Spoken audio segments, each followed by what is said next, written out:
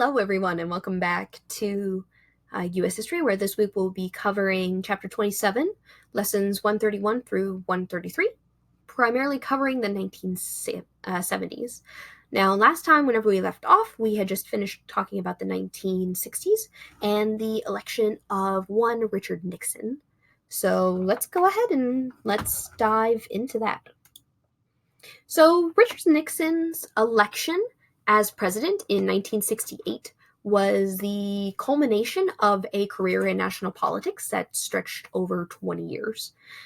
Nixon was a moderate conservative. He claimed to speak for the silent majority of Americans who loved their country and respected their government.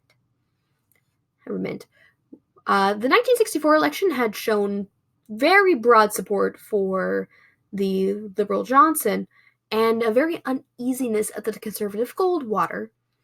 By 1968, that pendulum had swung back towards a conservative viewpoint.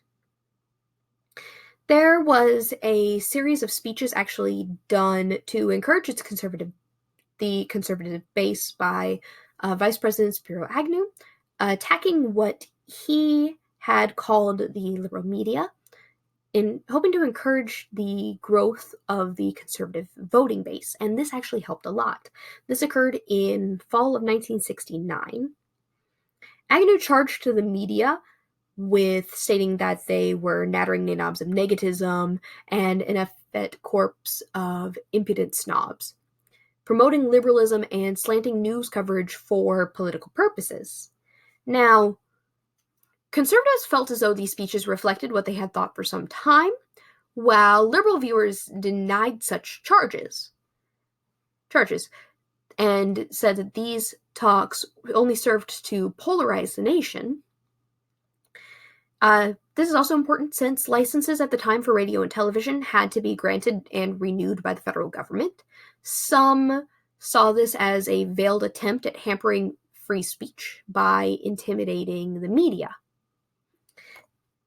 Now, during the 1968 campaign, Nixon claimed to have a secret plan to end the war in Vietnam, achieve peace with honor, and to bring the American people home. This plan included three main points. The first was that the U.S. would continue to pursue a settlement at the Paris peace talks.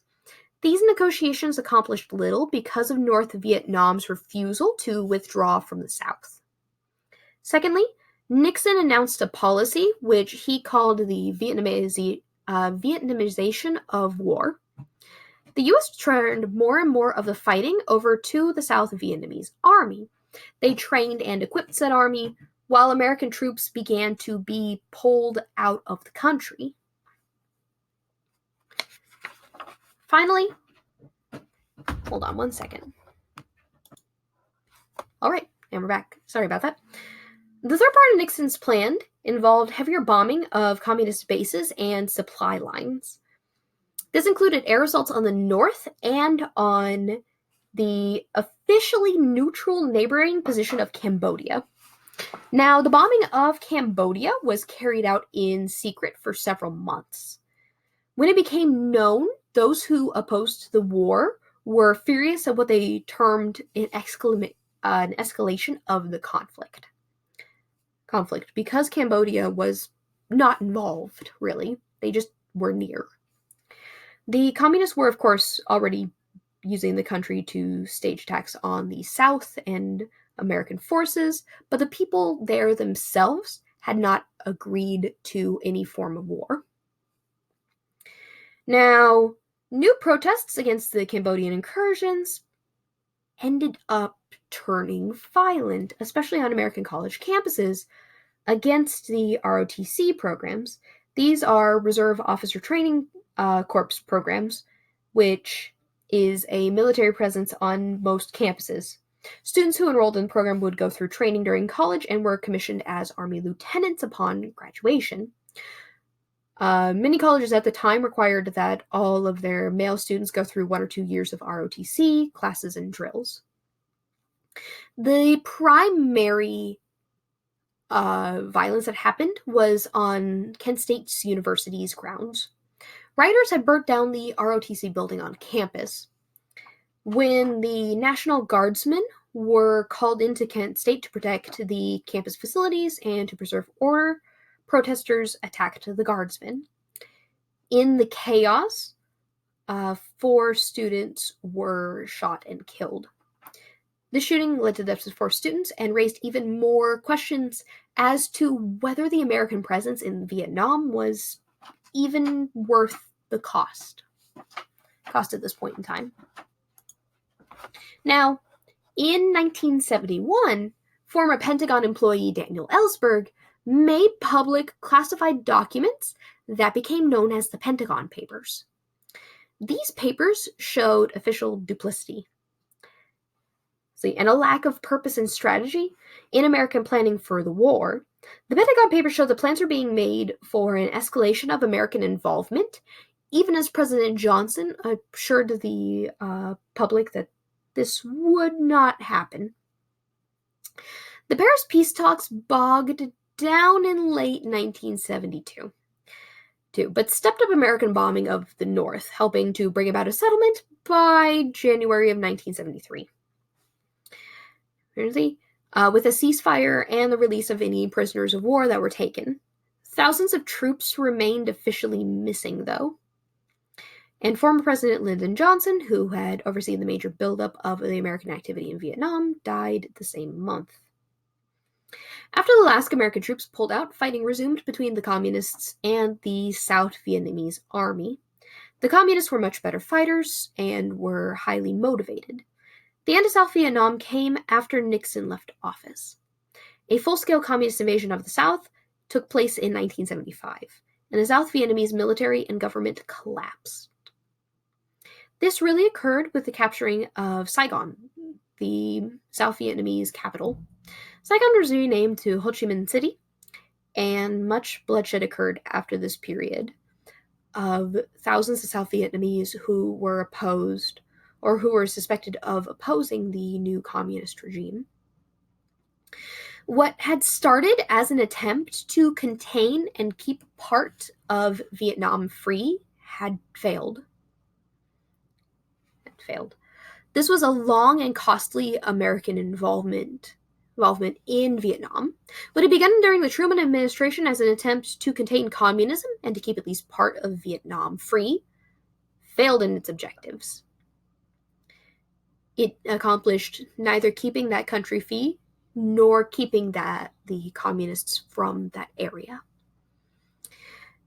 Poor American military planning, combined with an unreliable South Vietnamese ally and a highly dedicated communist opposition, led to said outcome. The U.S. lost about 58,000 in deaths and many more than that injured. But the country lost in other ways, too.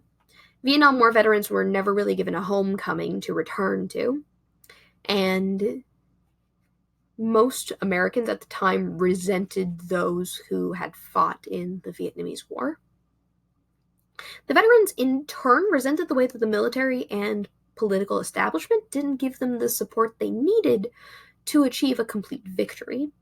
They also resented a large part of the American public being against what they were trying to accomplish in Vietnam. A lot of them were simply there to protect a country. Now, all of this led to what's known as the Gulf of Tonkin Revolution. This required the president to report to Congress when troops were deployed, and to withdraw those troops after 60 days, unless Congress approved of the action. Now, the president and others saw this as an inappropriate curtailing of presidential power, and of a curtailing of the chief executive's role of commander-in-chief. While defenders of the Gulf of Tonkin Resolution said that it would keep Congress informed and prevent another potential Vietnam. On the domestic policy side of things, a lot of Republicans at the time had been complaining about the bloated federal bureaucracy and runaway federal spending. But the programs begun during Johnson's Great Society continued. Nixon established the Environmental Protection Agency, or the EPA. And because both houses were controlled by the Democrats during all of Nixon's presidency, much was able to be passed. Nixon brought about a program called revenue sharing, in which some federal revenues were returned to the states for them to spend as they saw fit. If public utilities needed to be fixed, if roads needed to be fixed, things like that, the federal government in revenue sharing would be returning some income to the state to be spent in those ways. School desegregation progressed heavily during this time, spurred on by federal court orders. The courts sometimes ordered that children be transported by school bus from their neighborhood to schools across town in order to achieve some form of racial balance, and this occurred mostly in northern and southern cities, and was met with protests by parents in both regions. There was a proposed Equal Rights Amendment to forbid the denial of equal rights based on sex that was sent in 1972 for ratification, but it didn't make it through. The amendment was supported by the growing feminist movement, but it was opposed by a lot of conservative groups, including many conservative women. These opponents feared that the numerous problems would arise if this amendment were ratified. This includes a mandatory policy of women serving alongside men in the military, the forced acceptance of female clergy in churches, and the outlawing of any gender-specific organization. 30 states did ratify the amendment, but it was never ratified by the required 38 states. Finally, a sluggish economy really did plague this period of time, and it was further hurt by the Organization of Petroleum Exporting Countries, OPEC, which was mostly Arab nations, using their oil supply as a weapon against the United States' support of Israel. This occurred via the cutting of sales to the U.S. while also increasing its prices. So not only was sales more limited to the U.S. of things like oil, the prices for those fewer imports were increased. The result is a severe disruption in the U.S. as cheap gasoline became a thing of the past. Many cities saw long lines at gas stations during this point in time, and the price of gasoline rose from about 25 cents a gallon to about $1 a gallon over a few months. This did lead to the popularization of smaller, more fuel-efficient foreign cars became more popular in America, as changing from the normal, larger gas guzzler models of the past. Now, the competition between the U.S. and the Soviet Union continued in the space race. May of 1961 saw Alan Shepard become the first person to complete a spacewalk with a 15-minute suborbital flight. With this small beginning, President Kennedy on May 25th, 1961, called for the U.S. to set a goal to sending the man to the moon and returning him safely. The U.S. had their first communication satellite, Telstar, that was launched in July of 1962, that enabled the first live television broadcast from Europe to the United States. On February 20th, 1962, John Glenn became the first American to go into orbit, as he went on a mission that took him around the Earth 3 times. The first real American manned flights were begun, called the Mercury program. The U.S. then began preparing 2-man crews for the Gemini orbital program that began in July of 1965. Hold on. Sorry about that. Following the Gemini program, NASA began working on 3-man Apollo missions that were designed to eventually take man to the moon. And all of these accomplishments culminated in the July 20th, 1969 landing on the moon by Neil Armstrong, Buzz Aldrin, and Michael Collins. This is where the quote, "That's one small step for man, one giant leap for mankind" comes from. Neil Armstrong said that as he was the first man to step onto the moon. They spent several hours on the surface of the moon, while the third Apollo astronaut, Michael Collins, remained in lunar orbit above the command ship Columbia in case anything were to go wrong. They returned safely to Earth and received a ticker tape parade in New York and were given a hero's welcome in many cities in the U.S. and around the world. But Nixon also changed much in foreign affairs during this period. He had major breakthroughs with China and the Soviet Union, such as in 1972, Whenever Nixon announced that he was going to visit the People's Republic of China and begin the process of establishing cultural, trade, and diplomatic relations, thus beginning a thaw in American-Chinese relations. America still maintains relations with Taiwan through a two-China policy, and Nixon also visited the Soviet Union. This visit in 1972 highlighted the new American policy of detente, or of an easing of tensions with the Russians. The two countries agreed to pursue discussion on a treaty to limit and even cut back the number of nuclear missiles that each country had, and these negotiations led to the Strategic Arms Limitation Treaties, also called SALT, which helped to reduce the number of missiles in both countries. But let's talk about one of the main things that I believe everyone remembers from the Nixon administration, which is the Watergate scandal. In early 1972, Nixon was a formidable candidate for re-election. The Committee to Re-elect the President, called CRP, also known as CREEP by its opponents, rolled up a record number of contributions to finance the campaign. Helping Nixon's chances were the fact that the Democrats were also horribly divided at this point in time. United in their goal of opposing Nixon, they had Governor George Wallace as a nominee for president. However, while campaigning in Laurel, Maryland on May 15th, Wallace was shot by Arthur Beamer, who was mentally unbalanced. As a result of the shooting, Wallace was paralyzed from the waist down. He did win the Maryland and Michigan primaries the next day, but the disability forced him to end his campaign.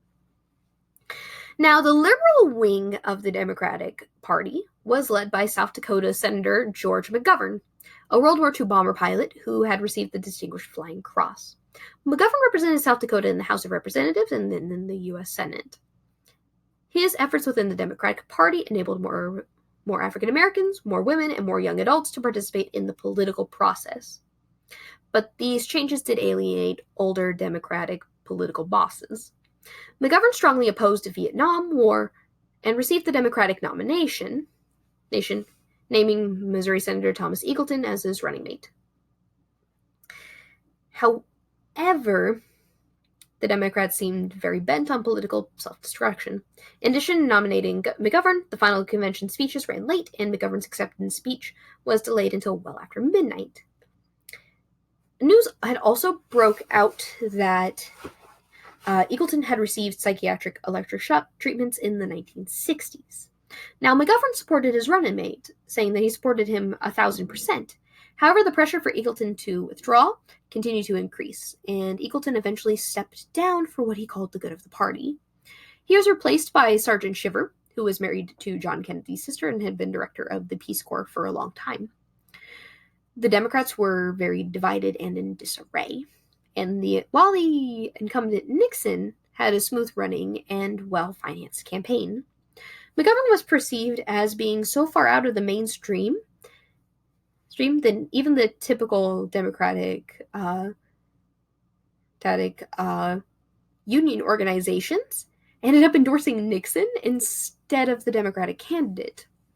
The result in November was the biggest Republican landslide at the time, which was 47.2 million votes to 29.2 million votes. This was also the election in which new voters, those 18 to 20 years old, would be allowed to vote thanks to the addition of the 26th Amendment, although participation by these new voters was not very high in this election. With a win in this election, President Nixon looked incredibly secure, but some actions that came to light during his campaign would lead to the removal of this president from office. On June 17, 1972, 5 burglars were caught in the offices of the Democratic National Committee, known as Watergate. These men, along with their supervisors, were employed by the committee to re-elect the president. These men had electronic surveillance equipment on them and were found either bugging or rebugging the offices. Not much came of this incident during the campaign, as the White House and the CRP denied any knowledge or involvement within this incident. And of course, the men involved in the break-in pled guilty and were sent to jail by January of 1973. After the election, the Washington Post newspaper investigated the burglary and found a trail of evidence that connected the burglary to both the White House and the Nixon Committee. A further Senate community also found wrongdoing at high levels, with aides close to the president resigning in April of 1973 as charges of criminal activity and illegal cover-ups increased.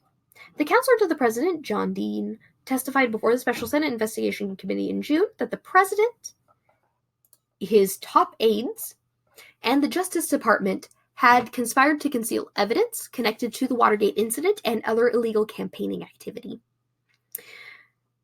North Carolina Democratic Senator Sam Ervin chaired the committee hearings. Another man named Howard Baker, who was the highest-ranking Republican at the committee, repeatedly asked, how much did the president know, and when did he know this information? These would end up being key questions in the Watergate incidents. Now, Nixon maintained his innocence and said that he just wanted all wrongdoers brought to justice. However, against his wishes, he had to appoint a special prosecutor, whose name was Archibald Cox, to look into the growing scandal as of May 1973.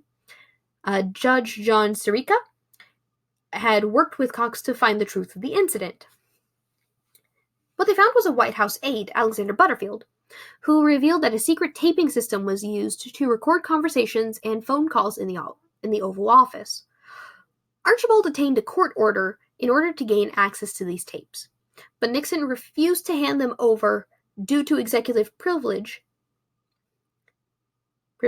and in a want to not have these tapes be public. After more pressure was given, Nixon ordered Cox to be fired on Saturday, October 20th, 1973.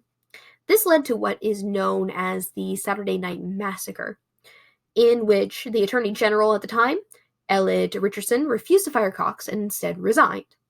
This then went to the Deputy Attorney General, William Ruckelshaus, who also refused to fire Cox and was fired. The Solicitor General, Robert Bork, was next in line, and he agreed to fire Cox. This led to the firing of Archibald, the special prosecutor, and the resignations of both the Attorney General and the Deputy Attorney General. Now, in November of 1973, Nixon stated that he was not a crook in a speech, and the president released some tapes that he hoped would highlight his innocence. One of these tapes that was made public had a gap of silence that lasted over 18 minutes, about 18 and a half minutes long. This gap had apparently been caused by someone erasing the tape. Now, the president's secretary attributed this to clerical error, stating that she might have accidentally erased the tape while transcribing its contents. This caused suspicion that the president was purposefully wiping the tapes, many believing this erasure to be intentional. A new special prosecutor, whose name is Leon Jaworski, continued to seek access to these tapes, while Judge Sirica ordered them turned over. Nixon refused to turn these tapes over until the Supreme Court ordered the tapes to be released, and the House Judiciary passed 3 articles of impeachment against the president in July of 1974.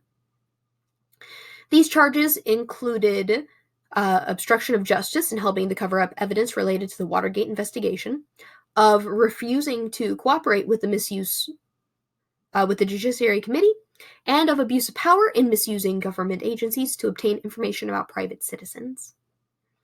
Nixon released transcripts of these tape-recorded conversations made just a few days after the Watergate break-in, which showed that, although he did not participate in the planning of the Watergate incident, he did help conceal evidence, and he did mislead the public about his involvement and the involvement of some others in his administration.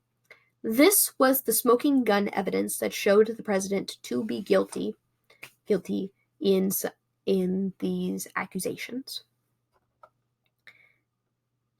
Faced with a Democrat-controlled House about to vote on the articles of impeachment, and a Senate that was likely to hold an impeachment trial, Nixon resigned on August 9th, 1974. He did have Vice President Gerald Ford sworn in the same day. He left Washington shortly before noon and became a private citizen while flying back to California, as Vice President Gerald Ford was sworn in at noon around the same day. Ford pardoned Nixon a month after for any federal crimes he may have committed as president.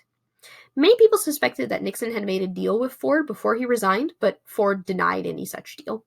The new president said that he just wanted to move on from Watergate and that putting a former president on trial would not help the country.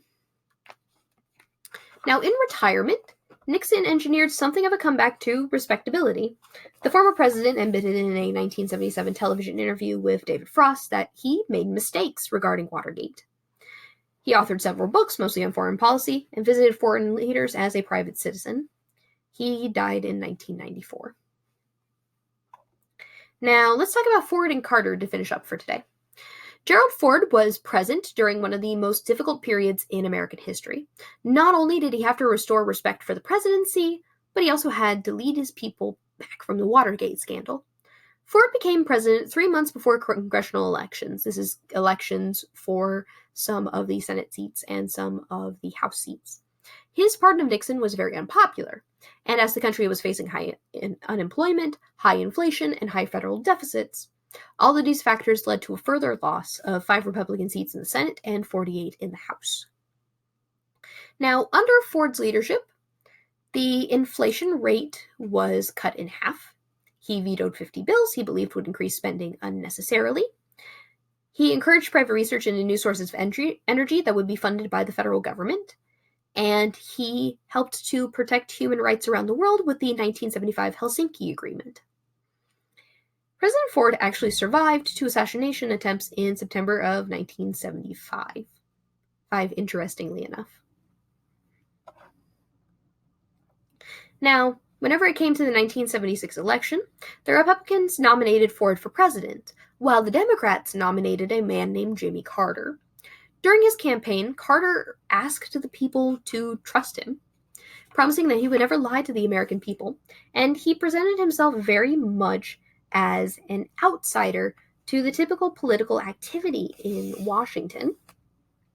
Carter won the nomination and chose Minnesota Senator Walter Mondale as his running mate. While Carter had pretty much had the trust of the people, Ford had the scandal of Watergate and the past few years hanging over his head. Ford and Carter actually participated in the first televised presidential debate since 1960. Ford had incidents of misphrasing that led to him coming across as not having a grasp on political realities. For example, President Ford had said in this that he did not believe Poland and other nations of Eastern Europe were under Soviet domination. What he had meant was that he believed that the people of those countries longed for freedom and had not resigned themselves to believing under Soviet control forever. He came across as not knowing enough about the political activity in that area, and effectively not saying that those countries were Soviet. Only about 53.5% of eligible voters turned out on Election Day, another effect of the Watergate scandal, and Carter won that election by a margin of 40.8 million to 39.1 million. It was a close race, and he gained a 297 to 240 electoral win. The Democrats continued to maintain sizable margins in both houses of Congress. The American economy continued to struggle under Jimmy Carter's term. Unemployment stayed around 7.5% as a new fuel crisis arose in 1979 because of the continued unrest in the Middle East. Inflation was a major problem at this point in time. The annual inflation rates hit 12%, sometimes hitting around 18%.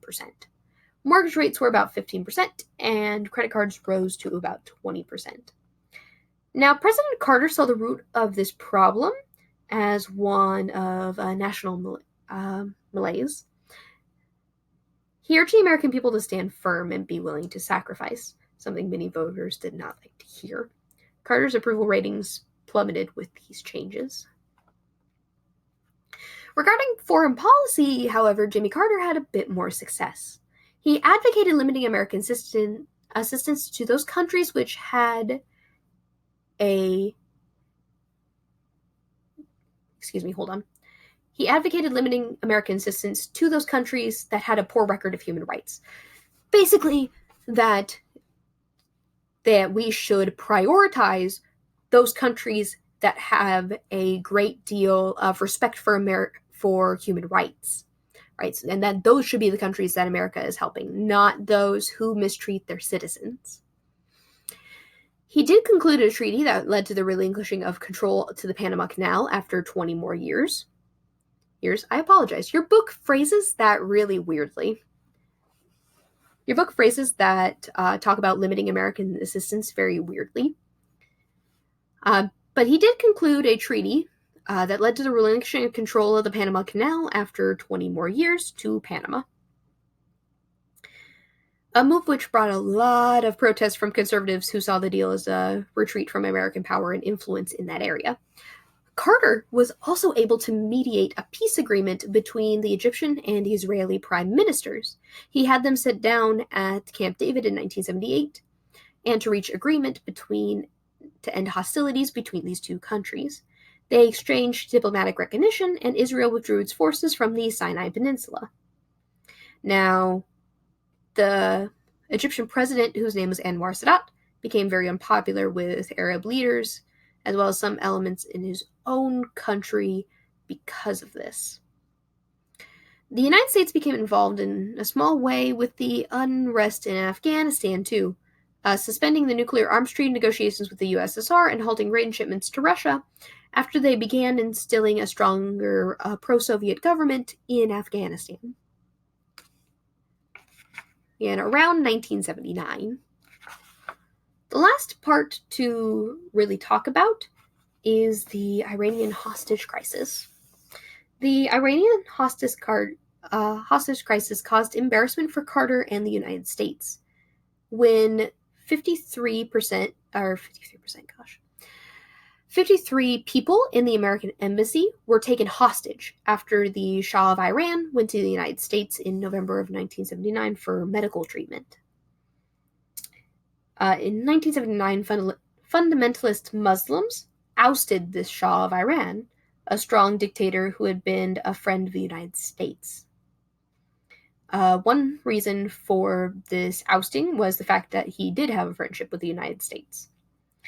Now, there was a new spiritual leader of the Islamic government, was the Ayatollah Khomeini. After the Shah was ousted, President Carter agreed for the Shah to come to the United States to receive treatment for cancer. Now, these hostages asked for the return of the Shah to Iran and the handing over of his personal fortune. The United States was outraged at the violation of diplomatic rights, but took little direct action beyond freezing Iranian assets in the United States. This hostage situation remained largely unchanged day after day, month after month. In April of 1980, President Carter authorized a secret rescue attempt of these 53 hostages, but this attempt failed. When the aircraft collided on the ground in their desert staging area and 8 American soldiers were killed. Carter canceled the attempt and took full responsibility for this.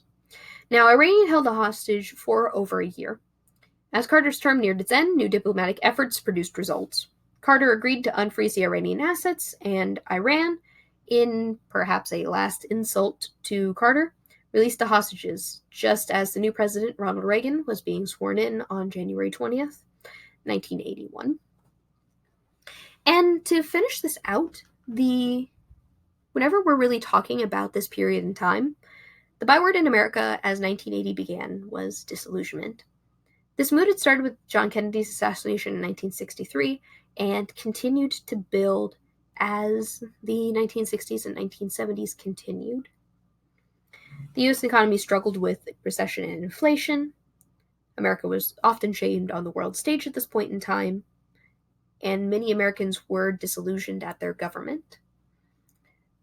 Next week, we'll talk about the 1980s, and we'll talk about Ronald Reagan's presidency. Before I finish up, though, if you have any assignments that you had issues submitting last week, I found out there was an issue whenever it came to submitting those assignments on ThinkWave. A setting did not get saved.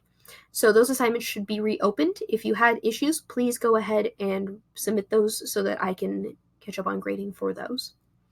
Thank you all very much, and I will see you next week.